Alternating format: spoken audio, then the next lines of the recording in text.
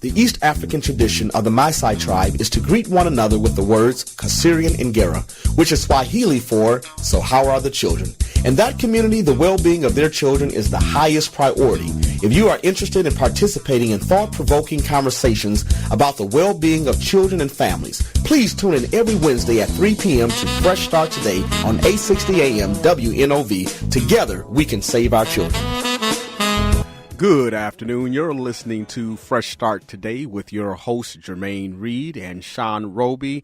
Our engineer in the studio today is Mr. Keon Malone, and Tony Cash is our videographer. And we also have a special guest, my friend right here. Hey, Alexander James. Alexander James. He's been coming back visiting with us a couple of weeks. He's a gentleman who's been grew up in foster care for, 19 years? Yes, of sir. Your life, 19 Yes, years. Okay. But we also have a very special guest online that's holding Jane Elliott. She's an American school. Some people say teacher. She said no, not to call her teacher. She's an educator, and we're going to talk a little bit about that. But she is known for her Blue Eyes, Brown Eyes experiment that she did back in 1968, and she has traveled the world extensively teaching about diversity and teaching about equality and just how the folks need to treat one another fairly. And so we'll be talking with her in detail. She will be one of our keynote speakers at the Color Child Welfare Conference on May 17th, which is next Tuesday, less than a week out. We've been talking about this for several months, and considering that in Milwaukee County, 68.2% of all the children in foster care are black children, we should have standing room only. Right. Foster care is a big issue that impacts a lot of our lives, our loved ones, our friends, our co-workers, and we need to just get on board and see what we can do to provide some strong advocacy around changing some policies and procedures in the area of child welfare. So we have Jane on the line, and then also people should know that May is National Asthma Awareness, Stroke, and Mental Health Month, but it's also Foster Care Month. So we will look forward to you all getting involved in your community and supporting some of these different issues around awareness with asthma, mental health, and also with foster care. BCDI's 9th Annual Shining Star Celebration is May 19th, and you can call 1-855-653-2234 for more details. So, good afternoon, Miss Elliott. Good afternoon to you. Hey, it's a pleasure and an honor to have you on the line. I know you're really busy. You travel the world extensively trying to promote just humane treatment for individuals regardless of their race, their gender, sexual orientation. And so I just want to say thank you for all that you have done for how many years has it been that you've been on this track? Well, in 2 years, it'll be 50 years full time. 50 years full time. So what keeps you going? Well, the problem keeps growing. I keep thinking, well, it's going to end pretty soon. 50 years, I'll end this. We got to the moon 3 years after JFK said we'd get there. But we've had 50 years since I did the exercise, and people are still acting now worse than they did before. Because right now we have a man who's running, well, not a man, we have a boy who's running for the presidency who is willing and able and gets away with saying the most insane things about people who are different from himself. So we're in worse shape now than we were when I did the exercise. At that time, people were saying, yes, we have racism in this country, and we have to do something about it. Now people are saying, we don't have any racism anymore. We solved all those problems in the 70s and 80s. We don't have racism in this country anymore. Okay. And they keep on talking about race and races as if there were more than one race. There's only one race. It's the human race, and we're all members of the same one.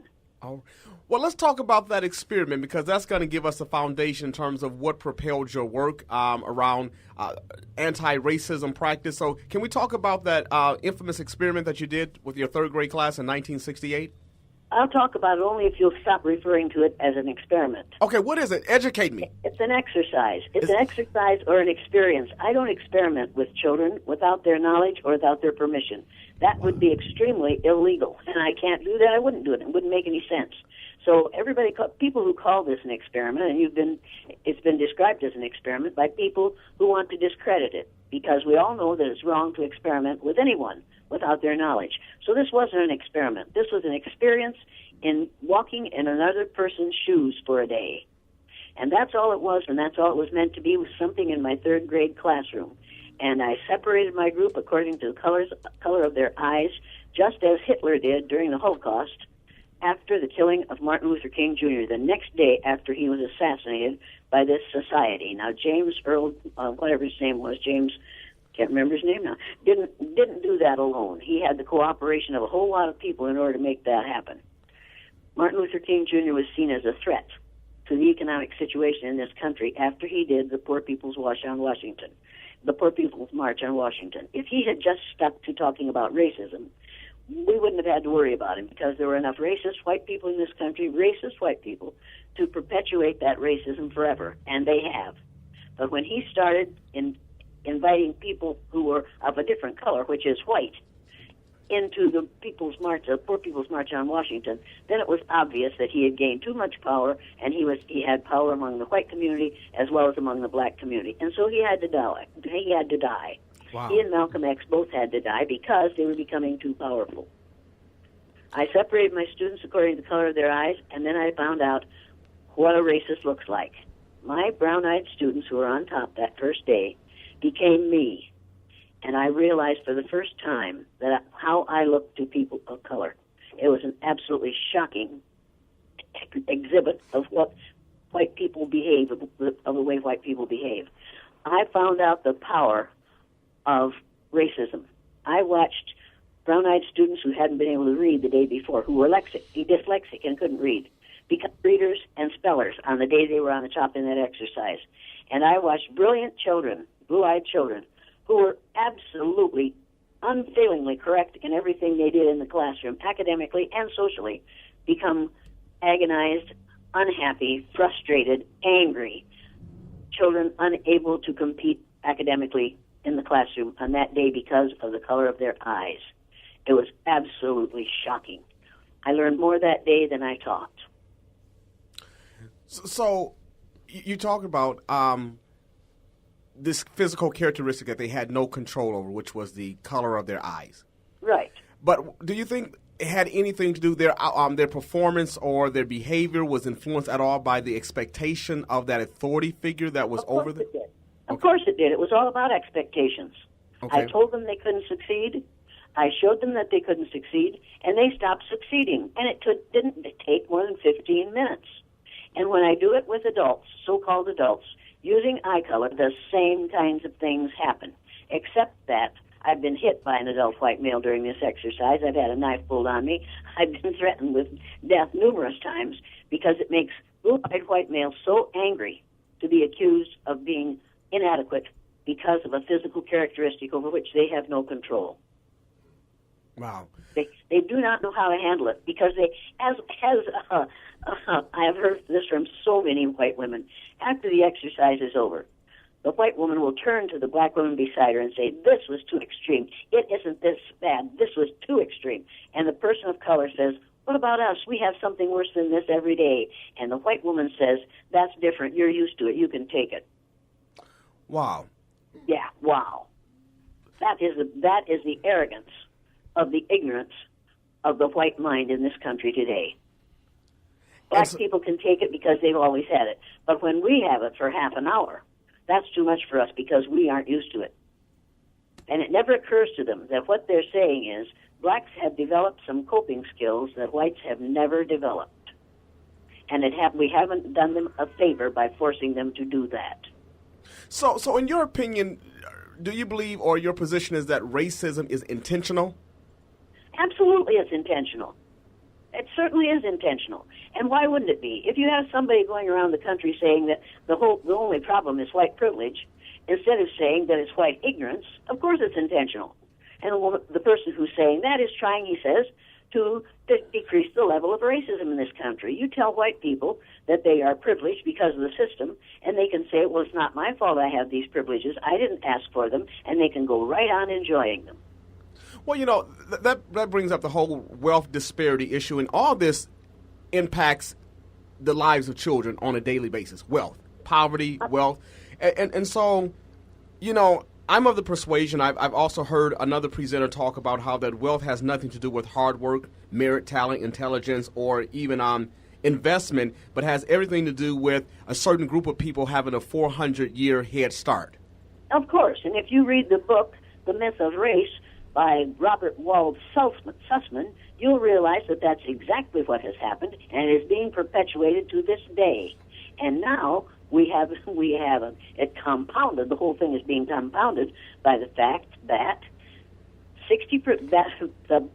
within 15, 20, maybe 30 years, white people will have lost their numerical majority in the United States of America. And if you think I'm lying about that, then you need to read Ben Wattenberg's book, The Birth Dearth, in which he says, first paragraph, the main problem confronting the United States today is not enough white babies are being born in this country. If we do not change this and change it immediately, this country will no longer be a white man's land. White people will be in the numerical minority. That is the huge threat for white people today. They're scared to death, and they're going to do whatever they can to see to it that that doesn't happen. And if you read his book, you'll understand the right to life movement, and you'll understand the attempt to outlaw abortion, even though it is guaranteed women in the Constitution now. Wow. He says 60% of the fetuses that are aborted every year are white. If we could keep that 60% alive, that would solve our birth dearth. Now, he doesn't even mention the other 40%, which are people of color. We don't care about those fetuses of color. And when he talks about immigration, you need to realize that that's where Donald Trump is getting his twisted logic. And it is twisted, and it is not logic. So this whole thing around the birth dearth and white folks losing their power, and particularly white male, I'm thinking you're maybe referencing this white patriarchal system, that if they don't stop all these abortions, so this is not really a moral issue. No, it is a moral issue, and it's not a religious issue. It's an economic issue. It is a way to keep white people in the numerical majority in the United States of America. You have to read the book, and if you didn't suspect this a long time ago, you weren't thinking. The Right to Life movement is a deliberate attempt to force white women to bear to complete the unwanted pregnancy. But it doesn't say anything about what should happen to white men who contribute to an unwanted pregnancy. Okay. Now, Professor T. Rump says that a woman who wants an abortion should be punished, and the doctor that performs abortions should be punished even more. What are we going to do about the men who contribute to unwanted abortions? There's a cure for that. I think we should write, if you're going to write laws about morality, then we need to say any male of any color, because there's only one race, of any of the color groups in this race who contributes to an unwanted pregnancy must submit to involuntary vasectomy so that he doesn't contribute to another unwanted pregnancy. Now, vasectomy is fairly painless. It's done in the office. It's quick, and it is reversible. Pregnancy, on the other hand, motherhood is not reversible. Once you are a mother, even if you give that child up for adoption, you hear that child crying in the night, and you always wonder what happened to it. Wow. But the person who contributes to that, the male who contributes to that unwanted pregnancy, doesn't hear that child crying in the night and doesn't wonder what happened to it. Okay, so let me go back to the whole education piece, Jane, if you don't mind. Your experiment back in 1960, not your experiment. No, your exercise, your experience. I'm so sorry. Your exercise that you did with these. Education has taken place here already. Well, you see, it messed me up, Jane. I'm a product of the American public education system. I think in a different way, and I force you to speak in a different way, or don't bother me. I love you. No, you don't. You don't have to love me, but yes, you do. I'm a member of the human race, and we have to love one another. All right. So, with this exercise that you did with these young, brilliant minds, let's look at the institution of the government institutions, whether we're talking about the healthcare system, judicial system, law enforcement, child welfare system. There's a lot of racism that is housed within these systems that negatively impact the lives of black folks and people of color every single day. So when we look at the institution of the educational institution, why do you think that that particular system is used to really perpetuate and influence racism. Richard Nixon said, do you remember Richard Nixon? I was a little baby when he was. Yeah, well, I wasn't. He said, give me a child from the ages of 3 to 5 and he will be mine for a lifetime. And then we started early childhood ed. And we began indoctrinating children from the age of 3 instead of waiting until they were 5 in kindergarten. In this country, and you'll get all kinds of angry responses to this statement, but in this country, what we call education is really indoctrination. We teach children in this country what the American, quote, way of life is. And that means what the American white way of life is. Make no mistake about that.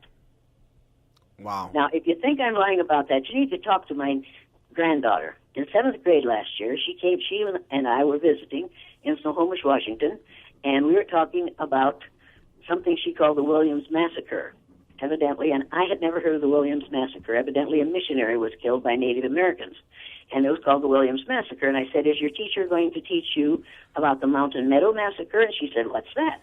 And I told her about the Mountain Meadow Massacre, in which the Mormons killed over 100 members of a wagon train that was moving across Utah on the way to California. The Mormon leaders sent his people out to kill every member of that wagon train. And the cavalry people came around later, realized that this was not done by Indians, even though the Mormons tried to make it look like the Indians had done it. And they accused the Mormons of having done it, and then they admitted that they had done that. I asked my granddaughter whether she had heard about that. She said no. I said, ask your teacher if he's going to teach you about that. She called me the next week, said, Miss Grammy, what? You got me in a lot of trouble with my teacher. I said, what happened? She said, I raised my hand and asked him if we were going to learn about the Mountain Meadow Massacre, and he took me out in the hall and said, we don't talk about that in this room. I can't teach you about that, because if I did, you wouldn't be good American citizens. You wouldn't love the United States anymore. So we can't talk about that. This was last year. Just last year. 2015. Don't tell me we aren't still doing it. We are teaching, actively involved in teaching racism in schools in this country.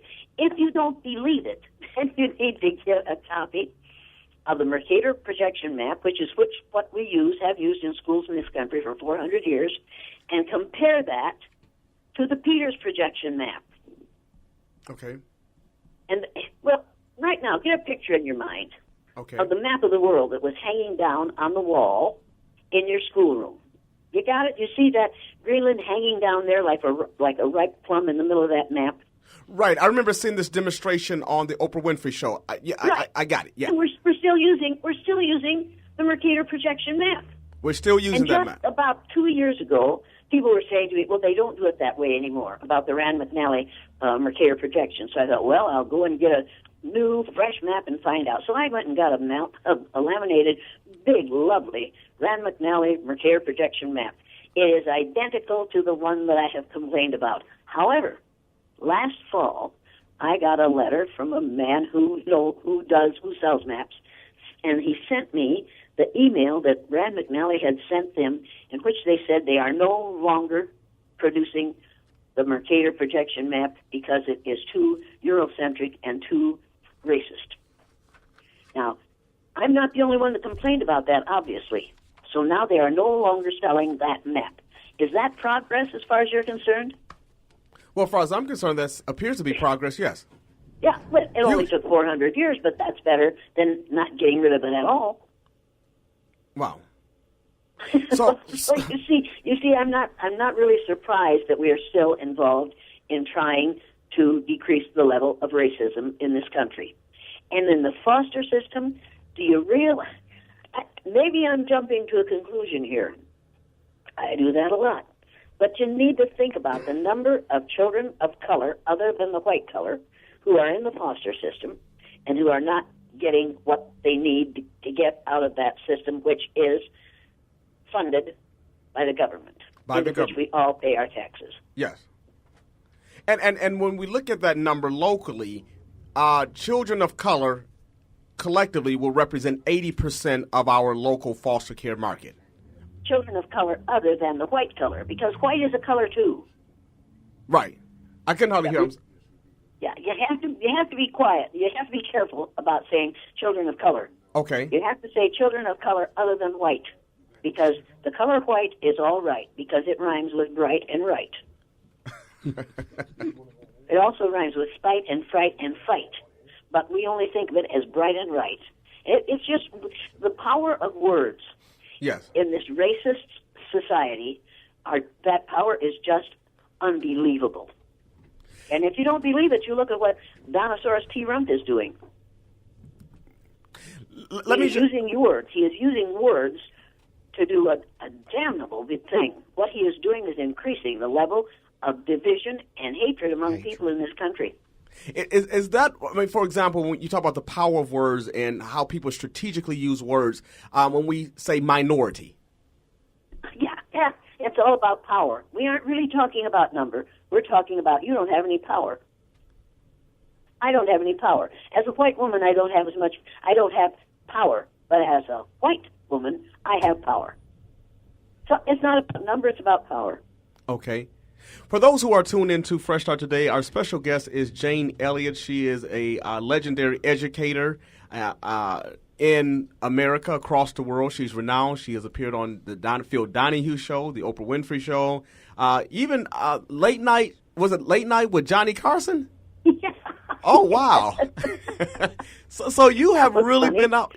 You've been out here. And so she will be our keynote speaker at the Color Child Welfare Conference on May 17th. If you have not registered for that conference, you should call 414-351-1100. 414-351-1100. Again, 414-351-1100. So going back to this school environment and the miseducation of children, because I don't know if it's miseducation because it's so intentional. Because we still have folks talking about Columbus having discovered America. And most of us know that that's not true. But you can't discover a place where people are already living. They discovered it before you got there. Correct. So they robbed some folks. They took over. And so when we talk about crimes that, just in general, that white folks commit versus people of color who aren't white. See, you've educated me already. We have society has a different response. I believe it was Julian Bond who talked about the consequences of color and how that a white young man can go out and do something and, he knows, his father knows somebody, his father used to work for, whatever, the police. There's a different type of relationship and experience for that young white boy. But for an African-American man, you can't sweep it under the carpet. It has to be dealt with. So when we talk about, American history, talk about things that white folks have done to black folks. Can you answer this question for me based on what you know? Why does America hate black people? Because number one, we have tremendous guilt where black people are concerned. We know that we stole them when we bought them from Hull, England, as slaves, and we turned them into slaves, and we mistreated them for many, many years, and they built this country. Their slave labor built particularly the southern part of this country. We have tremendous guilt about that, so we have to slip it under the rug because if we take it out and look at it, we can't stand it. We would rather continue to have the guilt than change the situation. And it's called blaming the victim, and that's exactly what we're doing. We hold people down, and then we ask them why they don't get up. We refuse to hire them for good jobs and ask them why they aren't making more money. We put the better schools outside the inner city. There are more children attending segregated schools in this country today than there were previous to Brown versus Board of Education, and that's a fact. And it's not because there's something wrong with those children who are other than white.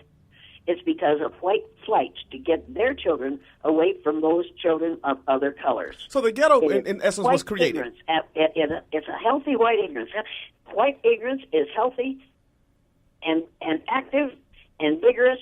And every time you watch a Donosaurus T. Rump rally and look at the people behind him, you realize that those folks are determined to defeat anyone who might vote for someone who would think the way our black president does. And that's the thing that bothers them the most right now, is that for 8 years there has been a black man in the White House. And I remember Richard Nixon, as president, saying to a group of reporters, I'm trying to save the White House for you white people. Wow. Now, this isn't something that happened today or yesterday. This is something that happened a long time ago and is still happening today. And you look at the way President Obama has been treated and then compare that to the way W was treated. And you tell me that racism isn't alive and well in the United States of America? It's alive and it's very well. But you know, we don't like to talk about race and racism and white privilege and white supremacy. You know, I hear you talk about white folks feeling, in general, feeling guilty about how they treated people of color who are not white. And from my family's experience would be black folks. But from your understanding, why don't white folks like to talk about race? And then also, why don't black people like to talk about racism? And if folks want to join this conversation, they can call 414-444-5250. And actually, white people don't want to talk about racism around people of other colors because they're afraid they'll say something racist. And they will. So they're afraid to say anything. Now, what they'd ought to do is go ahead and say what it is they're thinking so that that other person who's a member of that other color can say to them, well, here's what I understood from what you just said. And here's why it's a really unfortunate thing for you to say, and you need to understand that perception is everything. I perceive what you just said as being racist. I hope you'll never say that to me again. For instance, white people constantly say, I heard this so often, when I see people, I don't see people as black or brown or red or yellow. I just see people as people. I have heard that out of more teachers than I want to imagine. And they never put the word white in there because it's all right to see white. During these workshops, I have had people, I'll never forget the woman who said to me, I don't dislike black people. When I see one, I just think there, but for the grace of God go I. Wow. Oh, my God. I don't know what God I do know what God she's praying to. She has a God that's an old white man with a long gray beard that looks like Charlton Heston playing Moses.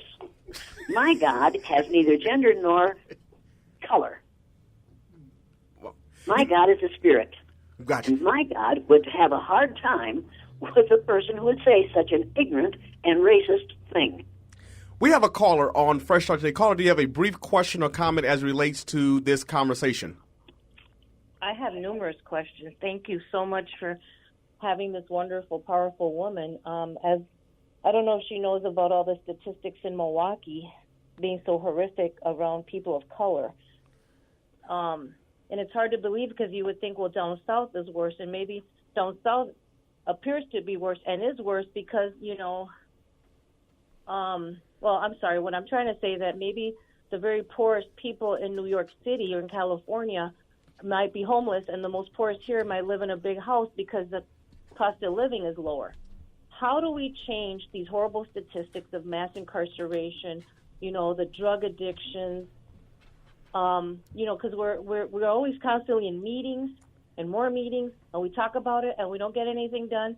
And, forward this 500 years later regarding black people, they still own very little in this country. Can you respond to that? And what do you think we should do about the politics in this country? If you vote for a Hillary, you want to remember that Bill Clinton signed the 3 strikes and you're out legislation, which guaranteed that we would put a whole mess of black and brown young men into prison, where they could be forced to work 8 hours a day, and they would only have their clothing, their housing, and their food furnished for them, but forced to work 8 hours a day without being able to get away from the prison. If you don't call that slavery, I don't know what you do call it. We have reinstitutionalized slavery in this country with the prison industrial system, and now we are trying to localize prisons and privatize prisons. It's going to be a private industry. People love to have a prison come to their community because it will employ 300 people. And the people who are in that prison, many of whom are black and brown men, are going to be working to produce products for the government offices. Stuff, yeah, in Iowa, they produce our license plates. Right. And furniture as well. Yeah. So they need a labor force in the prisons. Absolutely. And- Yes, the prison industrial complex needs a way to get these things produced cheaply without having to send them overseas and without having to pay high wages in the community. So we have it done in prisons. It's just really cute. And if you've read The New Jim Crow, you know what's going on. The New Jim Crow by Michelle Alexander, everybody should read it. Right. You need to read what is going on, and if you're white, you'll probably deny it. You'll probably say it was written by a black woman. She doesn't know what she's talking about. Believe me, people, black women are my heroes. They know what I'm talking about. Wow. They know that that in the morning when they send their young men and their young boys out of the house, they have to say to them, do not show anger and do not run. Walk quickly and do not show anger when somebody stops you as a policeman. And never carry a toy gun that might be seen as a weapon. If you have a knife, you leave it in the house. They have to give their children instructions on how to survive the day that I never had to say to my 2 white sons, nor did my parents have to say them to my 3 white brothers. So we're talking about the mass incarceration. This caller wanted you to address that issue. But do you think this programming begins, like you said, back in the education, back in the classroom? It begins in preschool. It's conditioning. It begins in the delivery room. So, because there are outcomes. There's data that shows that black women and women of color who are non-white, the way they are treated by their obstetrician is different. Absolutely. Yes. Absolutely. This begins pre-birth. Pre-birth. And it prenatal. isn't finished after death, because there are still places in this country where a black person cannot be buried in the local cemetery. They have to be buried outside the fence. So from the womb to the tomb. They're not sure what they're going to do when they get down there. It's part of the programming that we have had from pre-birth. So we realize that racism is not accidental, it's intentional, it's designed, and it is infiltrated in all of our government system. Because believe it or not, there's folks in this state who feel that that racism does not exist in child welfare. And we don't like to talk about race, but you cannot have a community like Milwaukee where 68.2% of those children in that system are black, but yet the abuse levels between African Americans, Caucasians, and Hispanics are pretty much the same, to say that this is not a race issue when you have almost 70% of that population. And so when we look at this and talking about mass incarceration and tying into that, Jane, a lot of folks who are incarcerated have reported, it was in a 2007 report that the U.S. Department of Justice had completed, had showed there were some inmates who were surveyed in Cook County, Illinois, and then out there in Orange County, L.A. And what those inmates indicated was that at some point in time in their life, 70% and 80% of those inmates indicated that at some point in time in their childhood, they were in foster care. We know that in many respects, foster care has become an incubator for juvenile corrections, and juvenile correction has been the doorway or gateway oftentimes to adult corrections. So when we look at this system of foster care, there are some inequities. There's inequality here. There is racism. There is institutional practices that lock people out or locking people into a system. So we have a caller on Fresh Start today. Caller, do you have a brief question or comment for our guest? Are you there? Yes, we're there. Okay, Turn your radio down, sir. The caller that you have on your radio are very disrespectful to you. You may not think so, but she is. She's arrogant. I guess I applaud her for what she's doing, but I wouldn't pay to go see her speak. Okay, then don't do that. Don't do that. All right. Jane? I didn't hear what he said. He was saying he thought that you had been very arrogant or disrespectful to me. And I don't want to get off into that today, because I think that, I would love to see more African Americans in this community around this globe that's saying some of the very same things you're saying. But one thing I do know, that if we say some of this, the folks who are saying this, that either two things happen. One is some African Americans will distance themselves from us because we feel like, oh no, that person is going to bring some negative energy toward my way, so I can't identify with that person. Or if they speak like this, or they communicate this message, then what it also does, it intimidates some white folks, and they say, well, okay, well, we can't deal with him because he's an angry black man. But when you have someone like a Jane Elliott or a Tim Weiss, right, who will use their platform to communicate this message of injustice, you know, many times you are a lot more well-received, more well-received than I am, that I'll ever be, because I'm just an angry black man. You know as well as I do that I can say things you don't dare say because they will say you're pushing your own agenda because you're black. Right. They can't say that about me.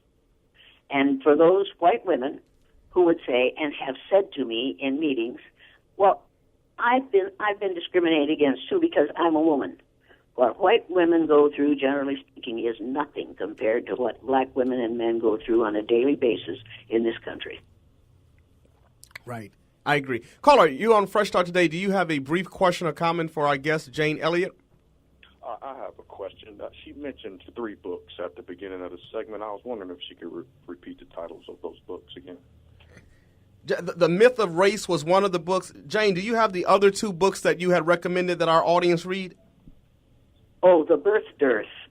The Birth by Dearth. Ben Wattenberg. The Birth Dearth by Ben Wattenberg and The Myth of Race by Robert Wald Sussman. But everyone has to read The Myth of Race. And the new Jim Crow. Until you do, you're still going to believe that there are 3 or 4 or 5 different races. There are 2,500 different skin colors on the face of the earth. Does that mean that we have 2,500 different races? I think not. Thank you so much. Thank you. Oh, thank you very much. I'm sorry. I don't want to be arrogant here, but he needed another book. Read The Killers of the Dream by Lillian Smith. It will blow you away when you find out where this myth came from in this country. Killers of the Dream, Lillian Smith. Killers of the Dream, William Smith. And then read Ellis Coe's Rage of a Privileged Class.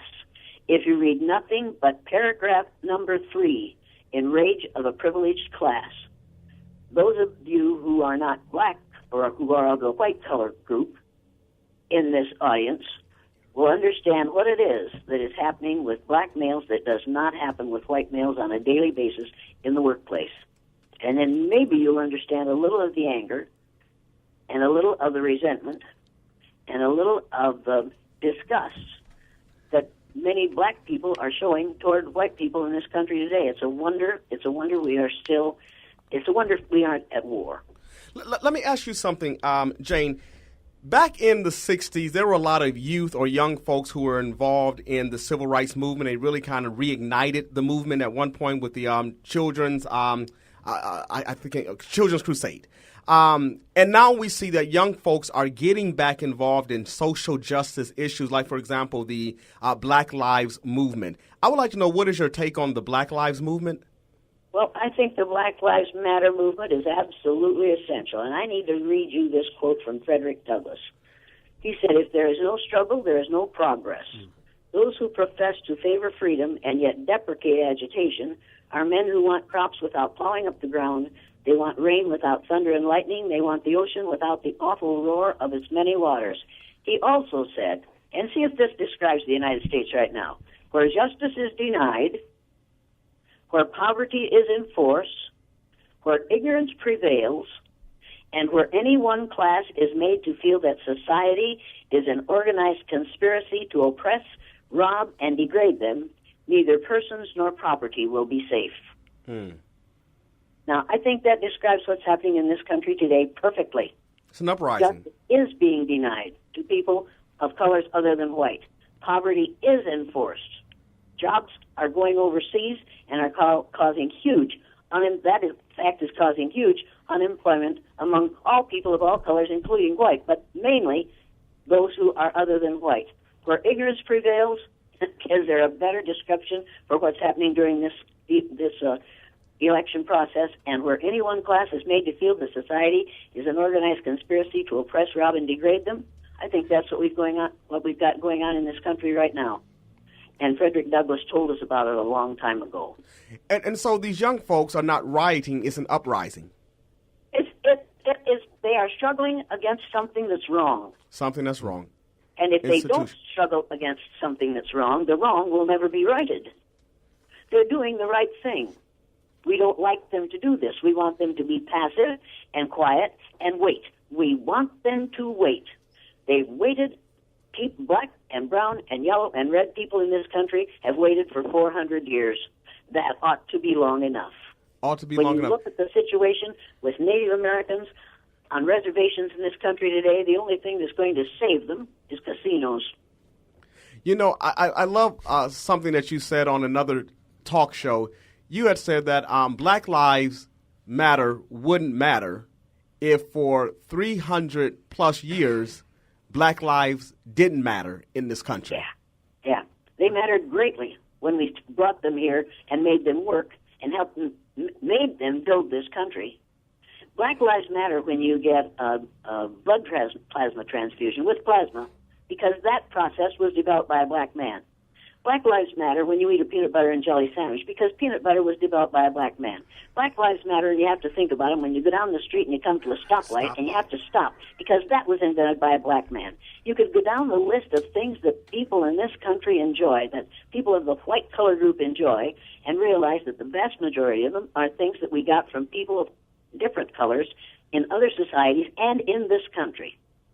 But we don't even teach about those things in the schools. You wouldn't have two shoes that were a right and left shoe if it hadn't been for a black man named Jan Ernst Matzeliger, who invented a last so that you could have shoes of different shape. Wow. That kind of thing, we never, ever think about it. We never teach about it. Because if we teach that, then we can't teach the superiority of the white color. So we simply ignore the wonderful things that we have as the result of the work, the ambition, the intelligence, and the creativity of people of other than white colors. We have a person in the studio who wants to ask you a question, Jane. Young man, go ahead. Hey, how you doing, Mrs. Jane? It's an honor to hear you speak. My name is Alex James. How you doing? If you say so. It is. It's wonderful, the knowledge, and you kind of just teaching me things. But you said that we've been waiting for 400 years, and I was just asking, what's your perspective on what we're waiting for? Because I also read a book from I believe Booker T. Washington, Up from Slavery. And, he built the, college down south and, education, the quote that you use, like, how can we use this for everyone? Because everyone doesn't learn the same. And, a lot of these, like, learning about Christopher Columbus to a 15, 16-year-old, how is this, who comes from a poverty-stricken environment, how is this even a way for him to achieve when this is not even something I'm even interested in, So as far as what do you think that we have been waiting for that we haven't accomplished yet? Do you think it's just materialistic? Do you think it's money? Because I would like to know your point of view. Well, I think you're waiting. People of colors other than white in this country, whether or not they know it, are waiting to be seen as equally human beings. But since Christopher Columbus came here and took members of the Arawak tribe back to his country, showed them to the Pope, and the Pope said these creatures aren't Christianized, therefore they must not be human. The Native Americans were established as non-humans by the Pope. And they kept those people in that country, Christianized them, took them back and showed them to the Pope, and I think about 1512, and the Pope said, these people have become Christianized, therefore they must be human. The Pope granted human status to the native inhabitants of this continent in about 1512. Now, what we're waiting for today is for the rest of the white color group to grant human status to those who are other than white. That is what I think is happening, has been happening, and will be happening until we get over the idea of 4 or 5 different races. Question for you. Because, we talk about the miseducation of folks, the intentional miseducation of folks, of children. We have the myth around Christopher Columbus, the lie that he discovered America, but also, too, with the emancipating of slaves. Lincoln, my understanding from what I've researched, except for saving the Union, he would have never freed black folks. That's right. He did it because it was politically expedient. It was politically necessary. And Lincoln, as I understand it, was 1/3 Cherokee, 1/3 white, and 1/3 black. So we had our first black president a long time ago. Mm-hmm. So that in itself just blows me away. When I think of all the anger that the fact that we have President Barack Obama in the White House, and people saying a black president as if it were a swear word when we had one a long time ago. Caller, we're going to get your call in a minute, but I have to ask Ms. Elliott this question because you brought up President Obama and, folks thinking that racism does not exist because now we have a black president. But I can remember on the night that President Obama won the first election, he gave a speech out there in Grant Park in Chicago. He said something that stuck out in my mind, and I want to get your take on this.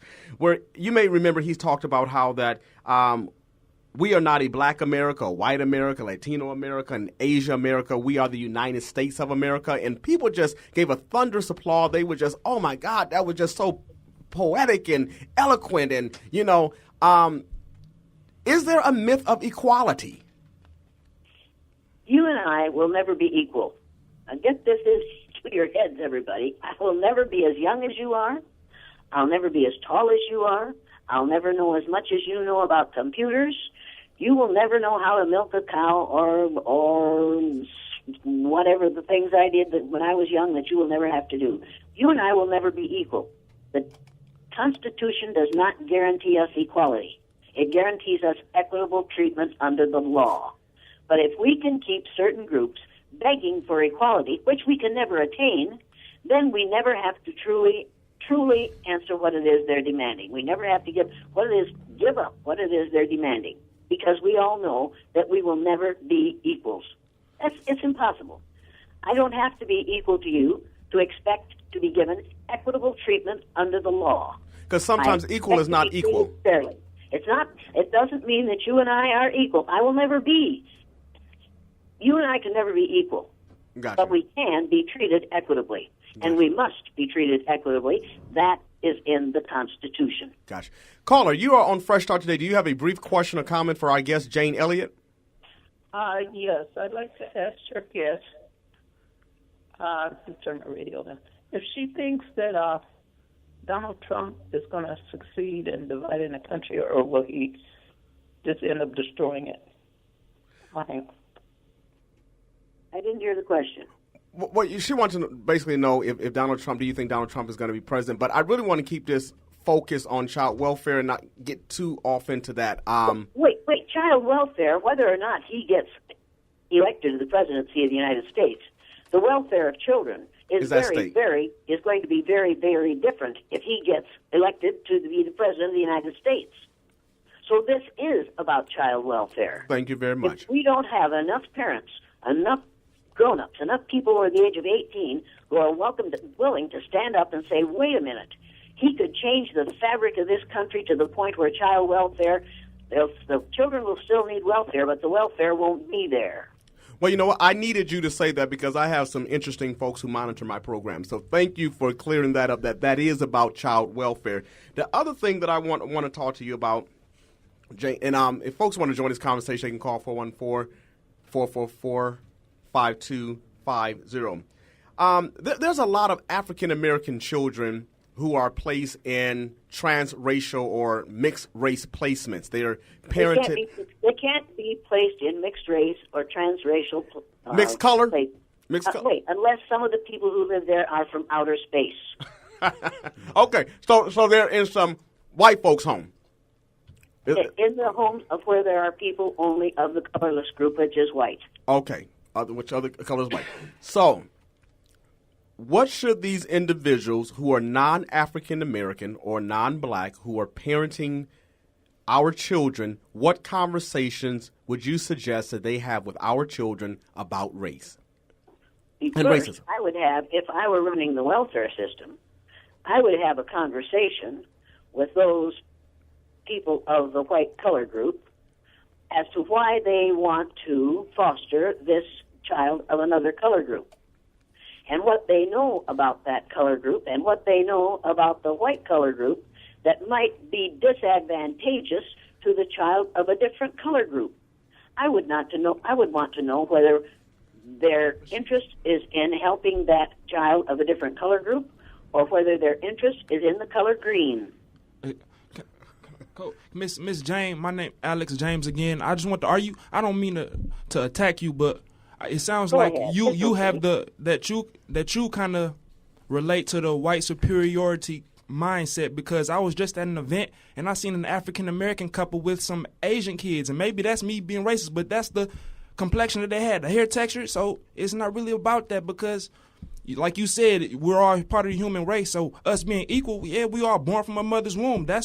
Ain't nobody came from no test tube that I know. So in that way, we equal. But other than that, you play the cards you was dealt. So are you willing to tell me that you relate to the concept of white superiority? Even you just saying that, because what's wrong with a white person and a black, or a black person with a blue, or an Asian family taking care of a white child? I don't think she said that. I think what she said was that There's nothing wrong with that as long as they are taking care of that person as a child, and not as a child of a different color, which is seen by many of them as a negative physical attribute. But that's just society, though. It don't matter what somebody else thinks. No. It isn't just society. It is. Our country. Behavior. Racism is a learned response, and it is a chosen behavior. And when you start to think about this child as must have these problems because this child has a skin color different from my own, you have immediately put yourself in a position where you should not be trying to raise that child. we have a caller on Fresh Start. Fresh Start today. You have a brief question or comment?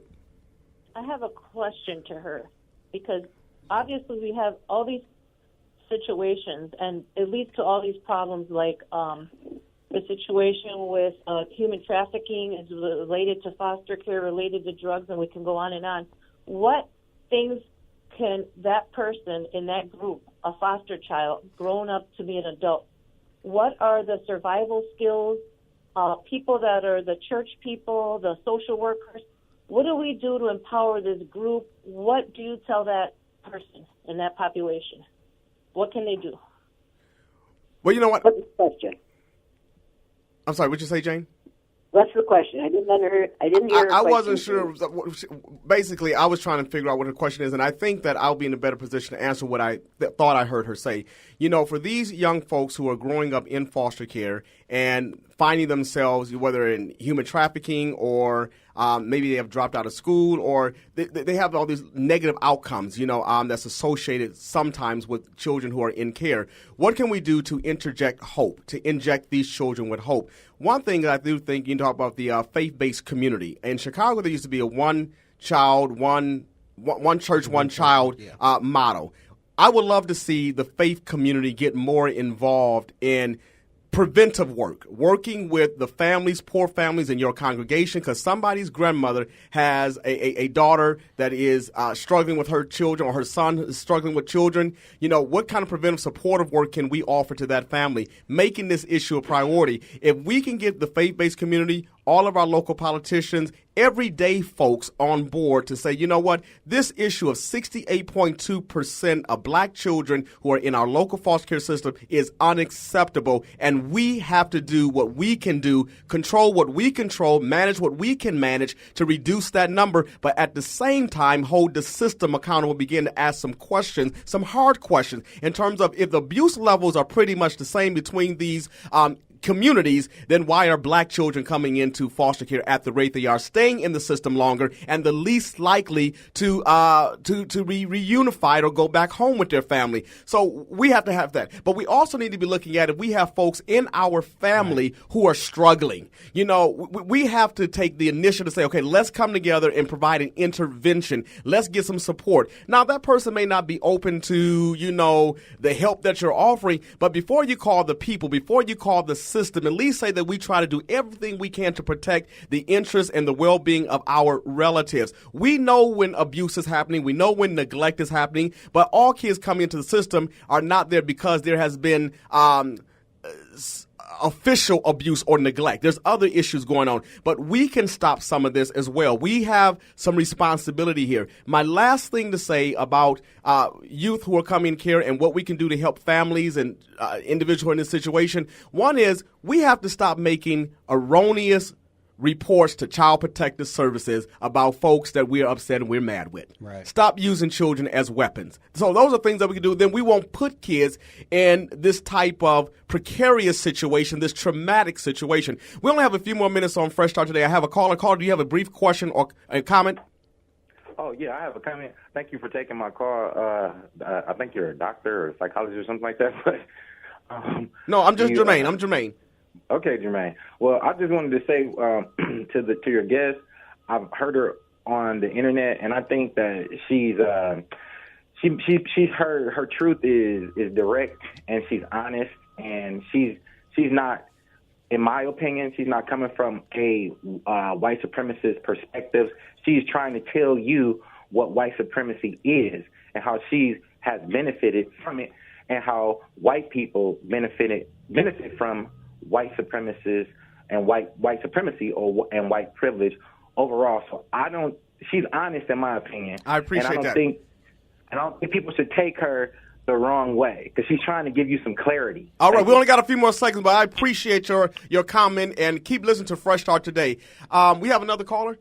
Okay, well, Jane, it's been an absolute pleasure having you on Fresh Start today. I look forward to seeing you on next Tuesday in Milwaukee at the Colored Child Welfare Conference. And if anybody would like to participate or be present for that conference, they can call 414-351-1100, 414-351-1100. Jane, I'm going to allow you to give us the Excuse me, who is my contact person for that meeting? Because I need to know who's going to meet me at the Well, airport. you know what? We can talk about that offline, but I did send an email. And it's outlined in there, but I'm going to call you as soon as I'm off the show, and we'll make sure that you have everything that you need. Great. All right, I've enjoyed this, even the criticism, because at least people are thinking. At least people are thinking. Out. Well, I appreciate you, and we're looking to have a great time on next Tuesday. You be well, be safe, and we'll talk later. All right, thanks a lot. Bye.